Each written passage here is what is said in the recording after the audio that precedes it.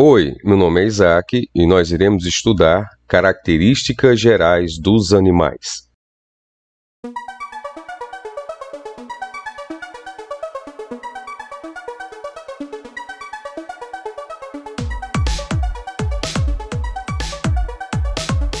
E agora você está observando as características do pseudocelomados. Querido e querida aluna, toda vida que vier aqui a palavra pseudo, quer dizer falso. Pseudo-amigo, cuidado, é um falso amigo. Pseudo-abraço é um falso abraço. Animais que apresentam uma cavidade corporal que é revestida pela mesoderme apenas junto à parede externa do corpo. Então, qual a diferença do celomado para o pseudoacelomado? Lá no celomado, ele não apresentava cavidade corporal. Já que no pseudocelomado, ele apresenta a cavidade corporal, que é revestida pela mesoderme. Outra característica, eu não tenho a presença no celomado do mesoderme, mas aqui no pseudocelomado eu tenho a presença da mesoderme, que é um tecido de revestimento que fica entre dois tecidos, que é a ectoderme e endoderme. Só que tem um detalhe, ela é revestida pela mesoderme apenas junto à parede externa do corpo. Então, se você olhar para a imagem, você vai enxergar o tecido de revestimento externo chamado de ectoderme. Você vai enxergar também o tecido de revestimento interno chamado de endoderme. Então, ecto é ecto fora, endo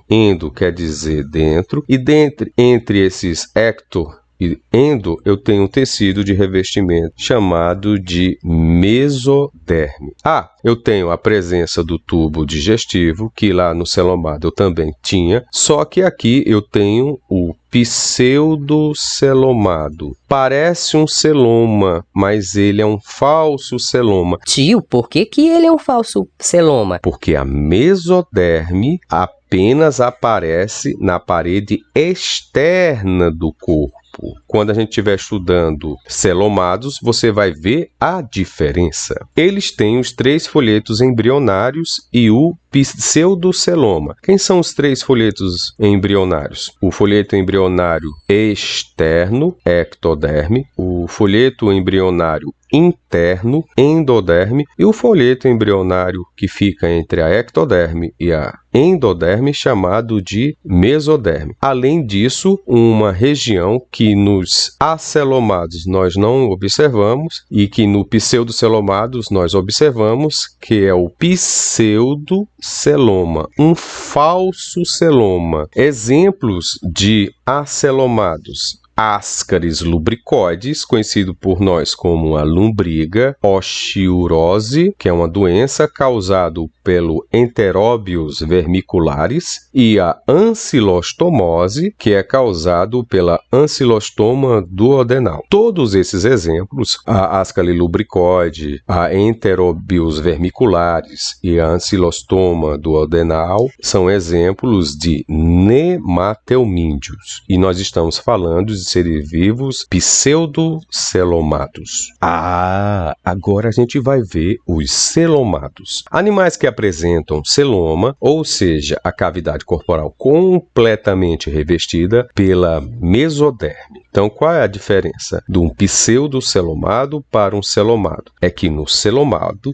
a cavidade corporal completamente é revestida pela mesoderme. Aqui na imagem você observa os 3 folhetos embrionários, a parte externa, ectoderme, a parte interna, endoderme, e o que é que fica entre a ectoderme e a endoderme? A mesoderme. Nós também temos a presença do tubo digestivos e, no caso, tubo digestivo é só um, e o celoma. Por que aqui eu tenho celoma? Porque o celoma é a minha cavidade corporal, porque ela é completamente revestida pela mesoderme. Então, a cavidade corporal recebe o nome de celoma. Aqui nós não temos um pseudoceloma, nós temos a presença de um celoma, por isso esse animal é considerado celomado. O celoma ocorre em anelídeos, moluscos, artrópodes, equinodermos e cordados. No caso caso da categoria taxonômica, como nós estamos estudando canes familiares, quando você dá uma olhada no filo, o filo dele é o cordata. Então, todos que são cordatas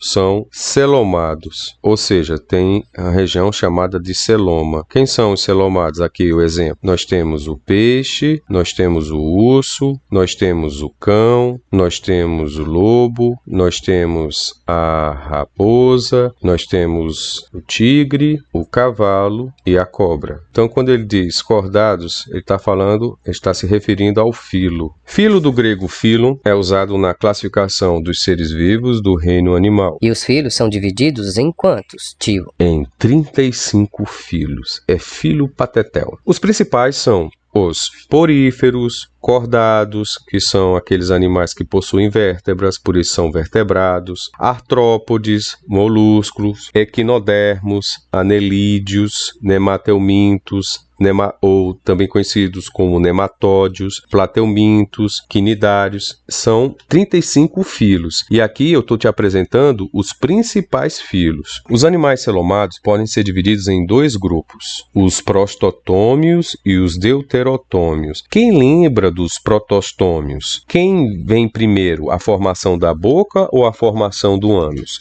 Nos protostômios vem primeiro a formação da boca, depois a formação do ânus. Exemplos de protostômios, eu tenho os molúsculos. Qual o nome desse molúsculo? Lesma do mar. E o ouriço do mar, apesar de ser do mar, ele não é molúsculo, ele é um equinoderme e ele não é um prostostômio, ele é um deuterostômio. Durante a gastrulação dos celomados, os blastóporos, que é a abertura do arquêntero, origina a boca nos prostostômios e o ânus nos deuterostômios. Então, a principal diferença da palavra prostostômios para deuterostômios é que no prostostômios a formação primeira é da boca e nos deuterostômios a formação primeira vai ser o ânus. Professor, o que é essa gastrulação, blastóporo e arquêntero? Na espécie humana, as principais fases do desenvolvimento do embrião são a clivagem, ou conhecida também como segmentação, gastrulação e organogênese. E esse é um assunto que nós iremos ver logo mais lá na frente. Quanto maior for o esforço